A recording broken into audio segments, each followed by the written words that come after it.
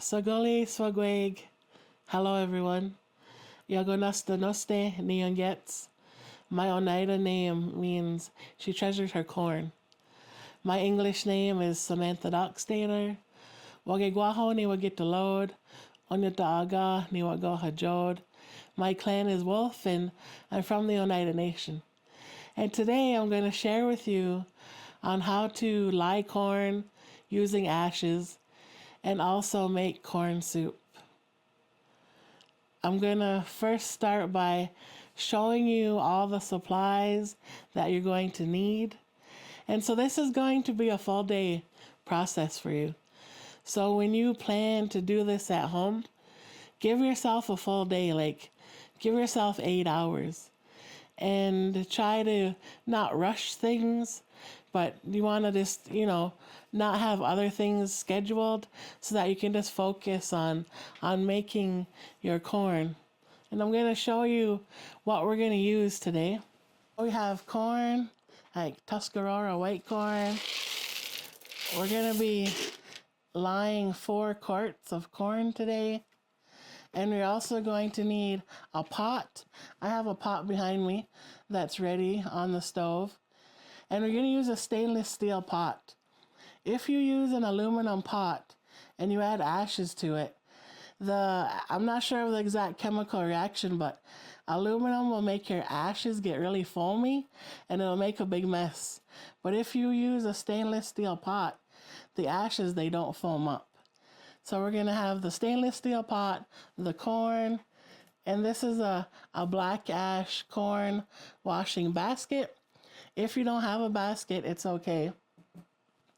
You can also use a strainer or a steamer. It'll work the same for you. And you're also going to need a big spoon.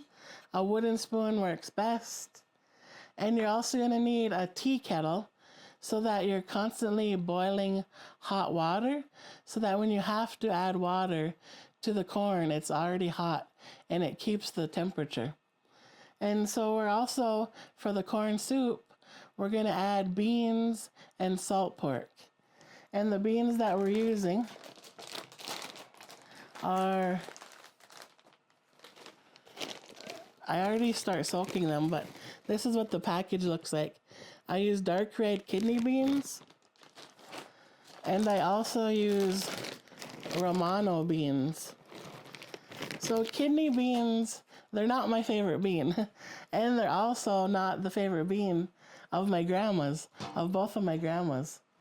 They like the Romano beans, or also like cranberry beans. They're closer to the bean that we would have originally used, which is a cornbread bean. And so I washed the beans last night and I soaked them in water. So you can see how they've already started to puff up. And this will help them cook faster. And the Romano bean, it's actually a creamier bean, so it'll make your soup more creamy. So we have the beans, and then we have the salt pork. So I'm going to make 4 quarts of corn. If you're going to do this at home, you could do anywhere from 2 to 4 quarts, depending on the size of your pot. My pot is 16 quarts. So I'm going to do 4 quarts of corn, and I'm going to use approximately $30 worth of salt pork. And you can buy these at your local butcher's, and you have to kind of call ahead and ask sometimes. If you're local to Oneida, there is a butcher, an abattoir near us in Mount Bridges. They usually have salt pork, but they also sell it at the local stores, and we have a local butcher here in Oneida as well. And if you're further out, you can call around to different places to find the salt pork. Sometimes the people will find it at the grocery store.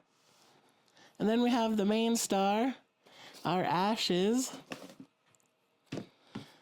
So these are hardwood ashes. And what I do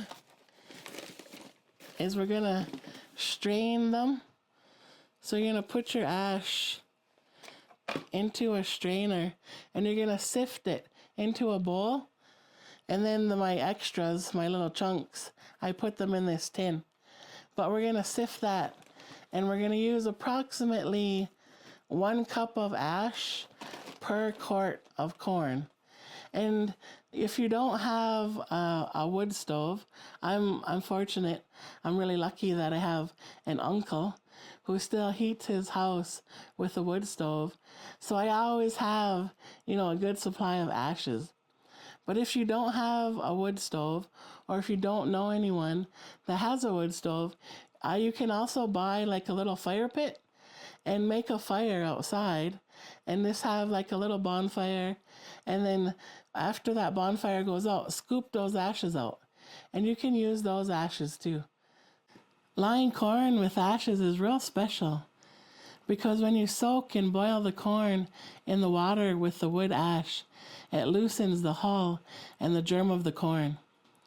When the corn is treated with this alkaline solution created from hardwood ash, there's other nutritional benefits that occur.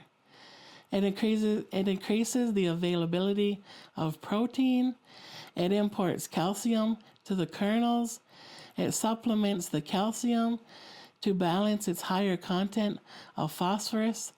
It also unbinds niacin, which is a B vitamin and water soluble. It also assists with the functioning of the digestive system. The wood ash also kills the seed germ, so it keeps it from sprouting in storage. Corn is a source of folic acid and a good source of complex carbohydrates and soluble fiber. Now we're going to add the corn, and it's just an empty pot right now. We're going to add the corn in.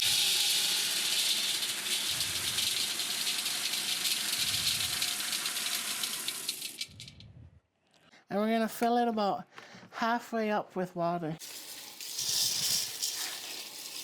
So we don't have to fill the pot right up with water, but you want the corn to be fully covered with about 3 extra inches of water. You can use warm water to fill it up because the water is going to boil.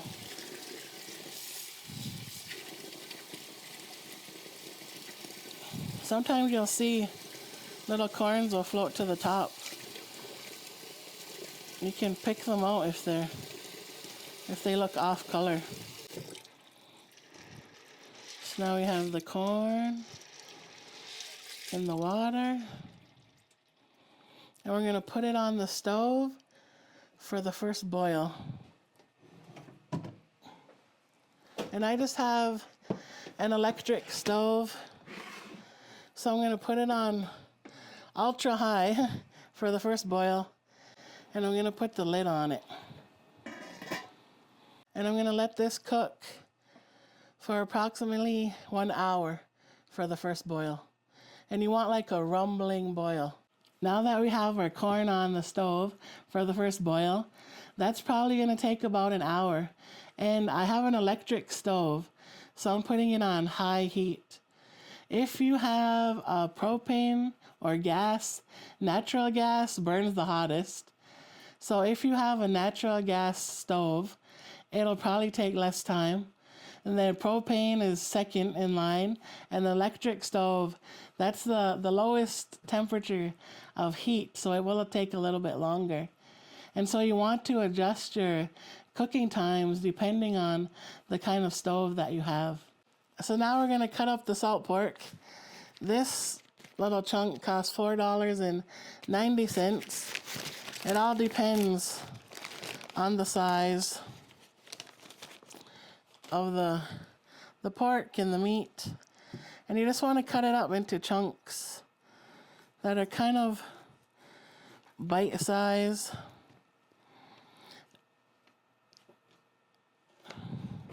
If there's parts that are like really full of fat, I cut a lot of the fat part off. And I just save like the sections that have the meat on them. Some people like their salt pork with the extra fat. It does have more flavor, but if it's like full fat on there, I cut most of it off. And it does help if your salt pork is a little bit frozen when you're cutting it up, because it helps it stay firm. So you can freeze it. Most of the times you'll buy it already frozen, so you can just let it unthaw for a couple hours, maybe an hour or so, just to have it unthawed a little bit, and then just keep chopping it up. So now, with camera magic, the salt pork is all chopped up. And what we're going to do before we put this in the roasting oven is we're going to rinse it. Because if you don't rinse it, it gets really salty. So we're just going to rinse the salt pork.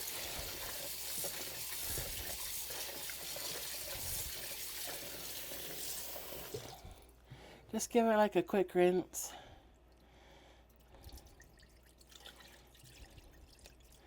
You're just rinsing off the big chunks of salt.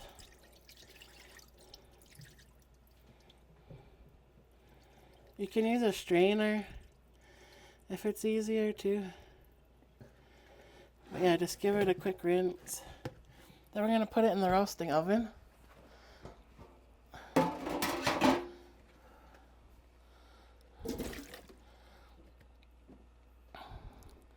And I'm just turning the roasting oven onto the highest heat, because I'm just going to really cook the salt pork and the beans. We're going to add the beans.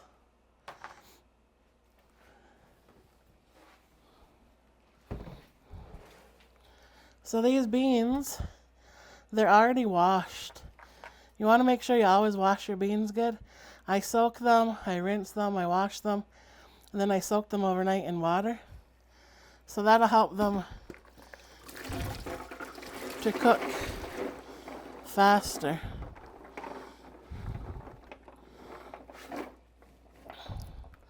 Then we're just going to add more water.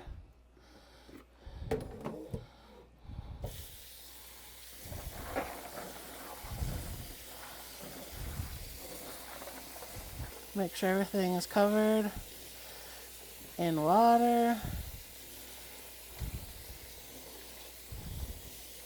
Mix it all up. And this is going to cook for probably 4 hours at least. And you'll have to check on it every once in a while. Give it a stir. I'm just going to put the lid on it and let that cook on the highest heat. So now the corn's been boiling for about an hour, and you'll see how it's turned orange. Now we're going to add the ashes to it. And when you add the ashes, you want to just add them slowly.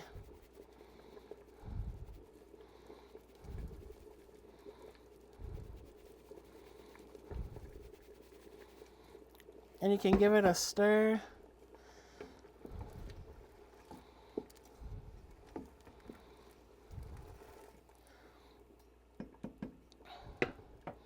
So we're adding approximately 1 cup of ash per quart of corn. So we have 4 quarts. So we're going to add about 4 cups.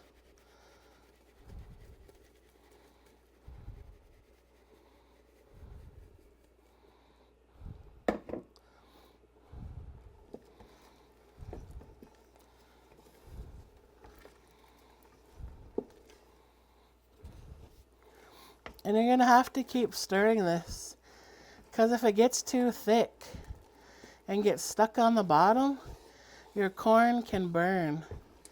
So you want to keep an eye on this. And this is going to cook like this for approximately 2 hours.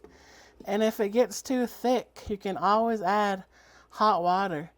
So you want to make sure that you always have water boiling. So because I have an electric stove, I'm going to keep it on high heat. I might turn it down a little bit, but at this point, if you have propane or natural gas, you're going to turn it down so it's just like a rolling boil. And you're going to leave the lid off. And just keep stirring it occasionally. So you're going to let this go for about 2 hours, stirring as often as you like, making sure it doesn't stick to the bottom. And you'll feel it when you stir it. You'll feel it start to get thick. So this isn't thick yet. But if it gets thick, it gets hard to stir. And when it gets thick, you're going to add hot water so that it can maintain its temperature. So this is what the corn is going to look like when it starts to get thick, when you know you need to add water. And so when that happens, you're just going to add boiling water from the kettle right into the pot.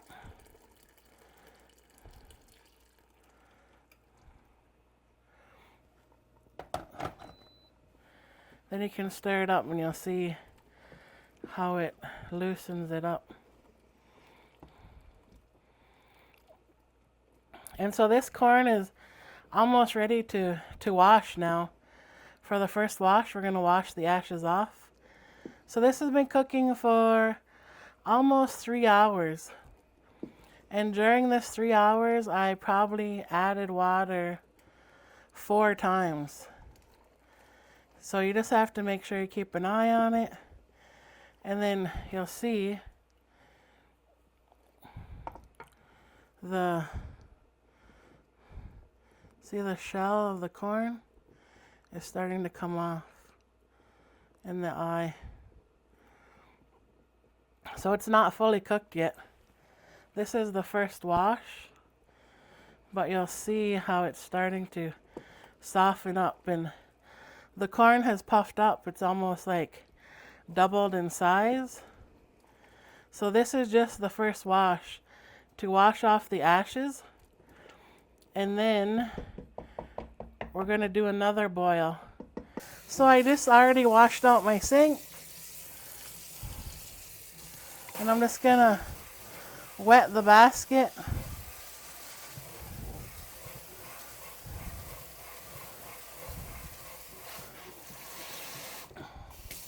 And you're going to wash the corn with cold water. And then you can just tip it.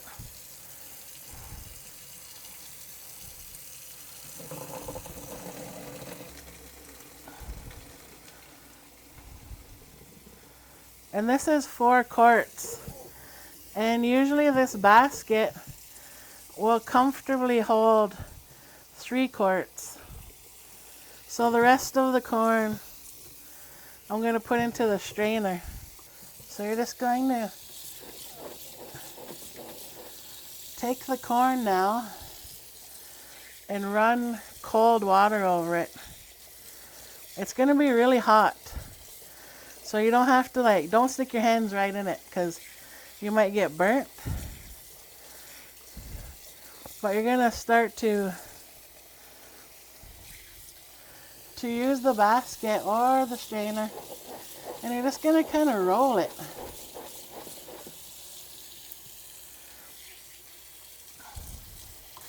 And you're just going to keep rinsing the corn.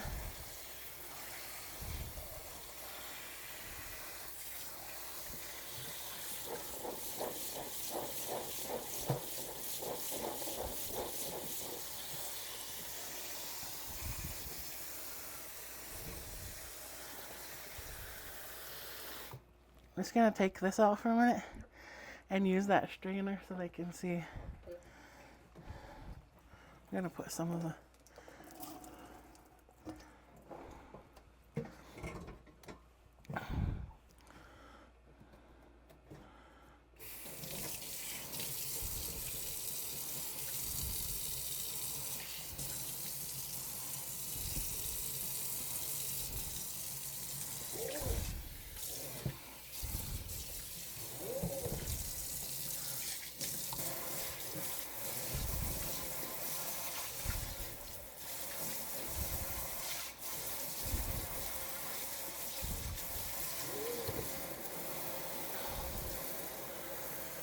So if you don't have a corn basket, you can use this strainer, and it's the same thing.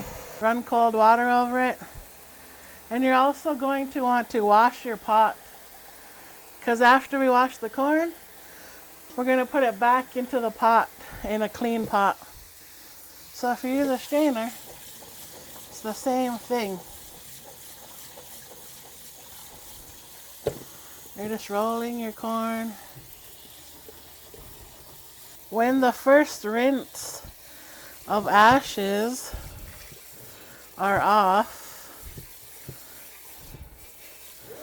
you can fill the sink up with some water. Now you have the sink filled, and you're just going to wash the corn. When you wash your corn, you want to be gentle with it. You don't want to scrub it too hard. They say you think of corn like your sister, and you're just really, this wash is just getting all the ashes off. This process might take you half an hour or so. And you'll see the corn is like partially cooked. And the outside, the shell of the corn is starting to come off now. And then on the next boil, it'll all come off. And you can go through the corn and you can kind of look at it, see if there's any bad corns in there. Basket.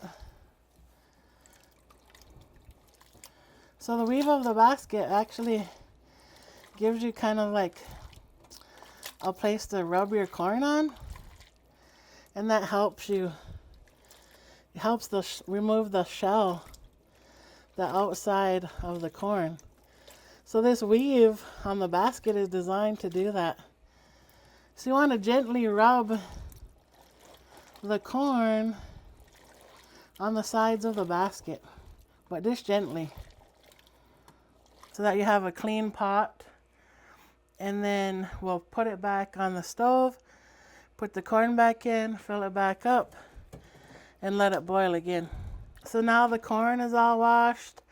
I filled it back up with water. I washed the pot, and I'm just going to turn it back on high, and we're going to let that come to a boil. I'm going to put the lid on it to help it boil faster.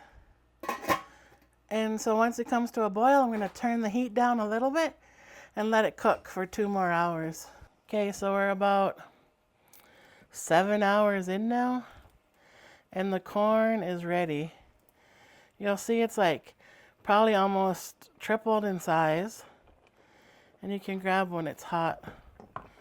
But like the shell is off now. It'll come off more when we rinse it, but it's fully cooked. Like, it's soft. You can even eat one if you like to taste it. So it's done. The corn is done. So you can see how big it got. And now we're just going to do the final rinse for it, and it'll be all done. So we're starting the final rinse.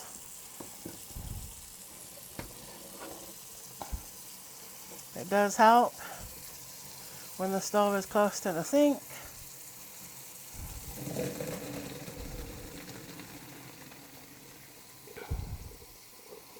I did 4 quarts, but I'm just going to wash half of it for right now.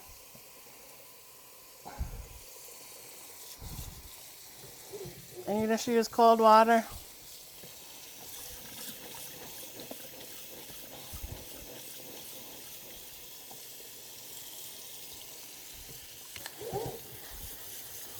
Give it a good rinse. It's still going to be really hot to touch it, so you got to rinse it to cool it off.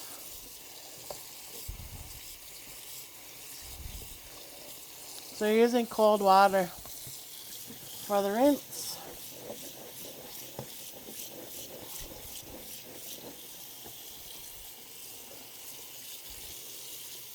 You'll see there's still a couple eyes on it, but that's okay. They'll come off.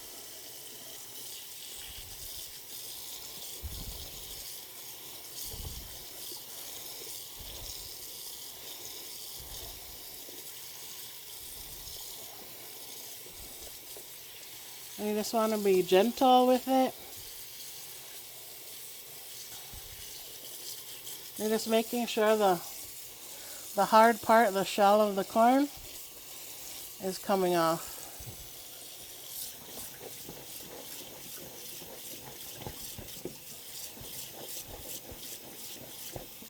And there you have it, and that's how we lye corn with ashes. And there's many different ways to do it, and this is how my aunties taught me, and this is what I'm sharing with you. If you develop your own style, whatever works for you, that's great too. You can also involve your family, get your kids to help out, and you'll see in the background it's now nighttime. So we've been doing this around about the 7th hour, and so it is a full day process. You can use your white corn now that's lied with ashes. You can dehydrate it and save it and then rehydrate it for soup later. You can make different soups with it. I know some people, they add smoked turkey, some people add venison, some people add different types of meats. Some people add different vegetables to it. You can also make a white corn salad. Sometimes I add in wild rice and I add in root veggies. I'll add in some nuts and some cranberry seeds, some cranberries, some different seeds. I'll make like a vinaigrette dressing for it. That's a pretty tasty salad also. If you're gonna turn your corn into Oneida corn soup, this is what the salt pork and beans look like after 6 hours of cooking in the roasting oven. You can see it's nice and thick and creamy. So we're going to mix this with the corn. Then you're going to let it cook together again for about another hour, just to let all the flavors marinate together. And then you'll have a delicious bowl of Oneida corn soup. And so really you just want to have fun, be creative with it as much as you like, and keep a good mind and have an open heart when you're cooking, because it makes all your food taste better. So see you next time.